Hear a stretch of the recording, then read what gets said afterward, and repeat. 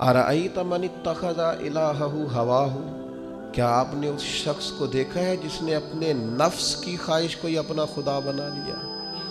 अरअयत, क्या आपने देखा है, मन इत्तखज़ इलाहहु हवाहु, उस शख्स को देखा है जिसने ख्वाहिश नफ्स को ही खुदा मान लिया।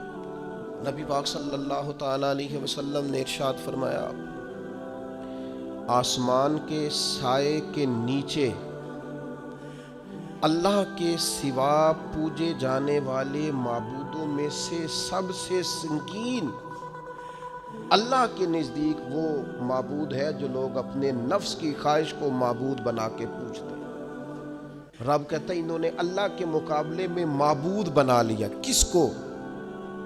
नफ्स की ख्वाहिश को। एक तरफ अल्लाह का हुक्म है, एक तरफ नफ्स की ख्वाहिश है। चलते किस तरफ है? रब कहते हैं इन्होंने नफ्स की ख्वाहिश को अपना माबूद बना लिया, अल्लाह का हुक्म नहीं मानते। मैं आपसे एक बात पूछता हूँ, जनाजे को भी नमाज ही कहते हो ना, उसका पूरा नाम क्या है? वो भी नमाज है और फजर वाली भी नमाज है। कितना दौड़ रहा है बंदा, मोहल्ले का एक इलाके का एक बासर आदमी इंतकाल कर गया, दौड़ रहा है, छुट्टी ली है, भागा आया है, जल्दी से वुज़ू किया, जनाजा पढ़ना है। लंबा चौड़ा रश हो गया, सफ़ें गिनी नहीं जा रही, सर गिने नहीं जा रहे। ये किस लिए आए? कहते नमाज पढ़ने हैं जनाजे की। अगर तो आए हो नमाज पढ़ने तो फजर भी नमाज ही है, जोहर भी नमाज है, असर भी नमाज है, मगरिब इशा भी। अगर तो नमाज पढ़ने आए हो तो बताओ ये वाली छुट्टी तुमने 5 नमाजों में क्यों नहीं ली? अगर तो आए हो नमाज पढ़ने तो फिर बतलाओ ये वाला एहतमाम फजर में क्यों नहीं हुआ?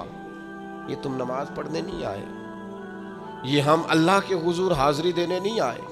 ये वो जो सियासी रख रखाव है, ये जो जाती ताल, ये नफ्स की इबादत है, ये अल्लाह की इबादत नहीं है। ये ख्वाहिश नफ्स की तकमील है। ये रब की इबादत, ये तो अपने ख्वाहिश के पीछे दौड़े आए हो। मुझे बतलाओ ना। एक शायर थे, उन्होंने बात तो बड़ी गलत की, लेकिन चलो बाज़ औक़ात नसीहत के लिए कुछ बातों को दोहरा देना चाहिए। पाकिस्तान के एक मारूफ शायर थे, उनसे किसी ने कहा कि आप मुसलमान हैं? कहने लगा आधा मुसलमान हूँ आधा काफिर हूँ। और किस तरह? कहने लगा इस्लाम के अंदर खिंजीर भी हराम है और शराब भी हराम है, लेकिन मैं खिंजीर नहीं खाता, शराब पी लेता हूँ। माज़अल्लाह सुम्मा माज़अल्लाह। कहने लगा खिंजीर से मुझे नफरत है, शराब में छुप के कहीं कोने में जाके पीता हूं, तो आधा मुसलमान हुआ ना। कि अगर तो मैं दीन का हुक्म समझ के नफरत करूं तो फिर जितनी खिंजीर से करूं उतनी शराब से भी करूं। तो किसी ने उस पर तनकीद करनी चाहिए, तो उसने कहा ठहर जा जरा सुन, जिस तरह शराब हराम है, जिस तरह जुआ हराम है, जिस तरह खिंजीर हराम है, मिलावट भी तो उसी तरह ही हराम है, हराम माल भी तो उसी तरह ही हराम है। ये कैसी तुम्हारे नफ्स की ख्वाहिश है कि खिंजीर नहीं खाते? कहते हैं कि किसी इलाके में एक ऑफिसर था, तो वो सब हराम माल इकट्ठा करता था, तो कोई किसी की जरूरत ही नहीं थी उससे बात करने की। तो एक बूढ़ी अम्मा थी, वो बड़ी हक बात कहने का मिजाज रखती थी। तो उनकी मुर्गी मर गई, तो उसके गले पे छुरी चला के ना, तो उस ऑफिसर के घर दे आई देसी मुर्गी।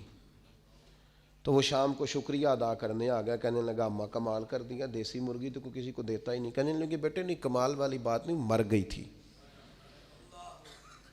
तो वो नाराज हो गया, कहने लगा मर गई थी तो मेरे घर क्यों दे दी? कहने लगी सारा मोहल्ला जानता है तू सारा हराम खाता है। तो मैंने कहा ये करोड़ों हराम खा गया तो कोई मुश्किल नहीं, तो एक मुर्गी से क्या तकलीफ देगी? तो अल्लाह ने उसके दिल में बात डाली, उसको असर हुआ, वो रोने लगा, कहने लगा बात तो तू ठीक कर रही है, करोड़ों रुपया हराम का आए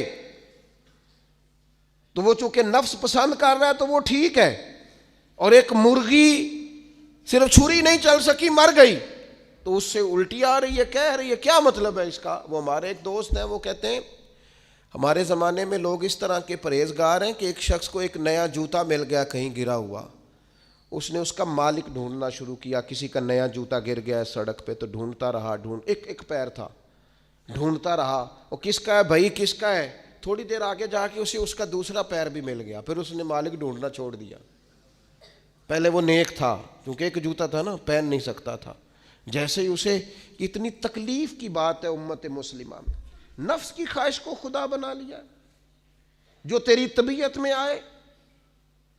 ویسے ماں باپ کو تو وقت نہیں دے سکا، ویسے اگر تجھے کہا جائے کہ ماں باپ کی طرف سے کسی یتیم بچے کا خرچہ اٹھا لے، وہ تو نہیں اٹھا سکتا۔ تیرے ماں باپ چلے گئے، ان کی وجہ سے تو کسی غریب بہن بھائی سے تعاون کر تاکہ ماں باپ خوش ہوں، ایصال ثواب، وہ تو نہیں کر سکتا۔ دیکھیں چیلم پہ 50 پکیں گی، جو کہ پتہ چلے نا برادری کو کہ جناب نے چیلم کیا۔ یہ نفس کی خواہش کو خدا بنا لی۔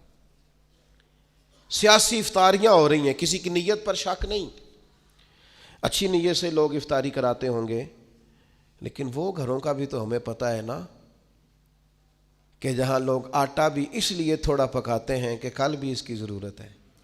وہ محلے کے گھر نظر نہیں آتے؟ افطاری کے لیے ایک سجن بلایا جو پہلے کروڑ پتی، اور بلایا کہاں سے؟ لاہور سے، اسلام آباد سے، فیصل آباد، تو جو تیرے ارد گرد تھے۔ نفس کی خواہش کو خدا بنا لیا۔ بندہ مومن کی یہ شان نہیں ہے۔